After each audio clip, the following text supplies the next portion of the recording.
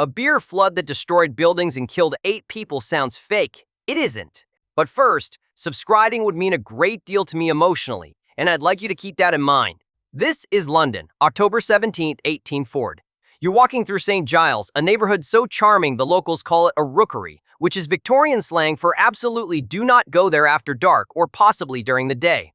And right on the corner of Great Russell Street and Tottenham Court Road sits the Horse Shoe Brewery, owned by Meux Company, a fine establishment specializing in porter, which is a dark beer that pairs beautifully with being desperately poor in the early 19th century. Now, at around 4:30 in the afternoon, a storehouse clerk named George Crick is doing his job, which involves walking around looking at enormous vats of beer and making sure none of them are about to end the world. And on this particular Monday, George notices something mildly concerning. One of the massive fermentation vats, a towering 22-foot-tall monster holding roughly 3,055 imperial barrels of porter, has developed a small problem. Specifically, one of the iron hoops holding the whole thing together has slipped, just a bit.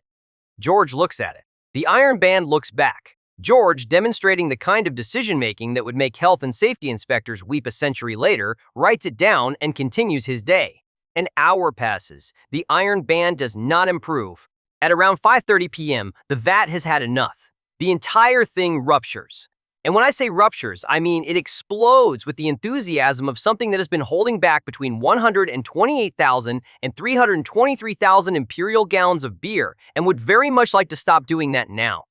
The wave of porter that comes pouring out doesn't just spill, it charges. It hits the other vats. It dislodges barrels. It creates what can only be described as a cascade of beer with the structural integrity of a tsunami and the smell of a pub at closing time. The brewery wall, which was built to keep beer in and the public out, discovers it was not built to withstand several 100,000 gallons of liquid trying to leave all at once. The wall collapses. The beer doesn't slow down. It floods into the streets of St. Giles like the world's worst parade, smashing through homes, pubs, and anything else that thought being made of brick was going to be enough. 8 people are unalived.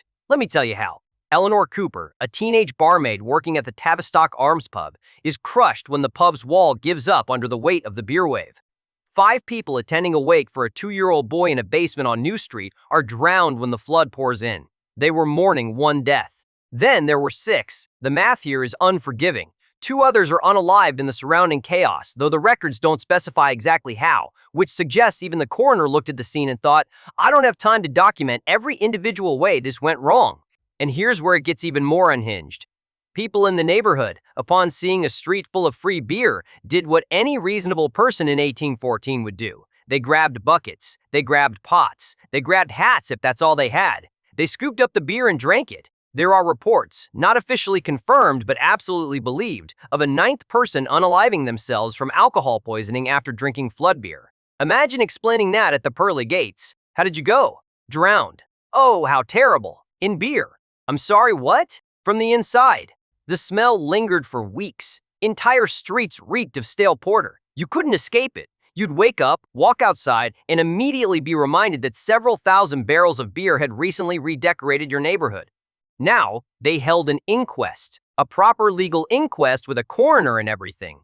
And the conclusion they reached after reviewing all the evidence, all the destruction, all the unalived people was this: the deaths were ruled casually, accidentally, and by misfortune.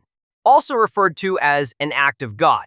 God, in this scenario, apparently having a personal vendetta against structural engineering. The brewery was not held liable. No one was charged. No one paid damages. The legal system looked at a 22-foot vat of beer exploding and unaliving 8 people and said, well, what are you going to do, really? One small mercy. Had the vat burst an hour later, more people would have been home from work. The death toll could have been significantly higher. So, in a sense, George Crick noticing that slipped iron band at 4:30 and the vat waiting until 5:30 to detonate may have been the only thing that kept this from being even worse. Though I'm not sure it could have been worse, is the comfort anyone was looking for while wading through beer-soaked rubble. A disaster so perfectly absurd it sounds like someone made it up for a joke. Except they didn't. It happened. 8 people were unalived, the streets flooded, the smell lasted for weeks, and the brewery walked away without paying a penny. If you were George Crick at 4:30 p.m. staring at that slipped iron band, would you have A, immediately shut down the vat and called for repairs, B, written it down and hoped for the best like he did, or C, assumed the problem would resolve itself through good vibes and structural optimism? Let me know in the comments below. Until next time, stay unhinged.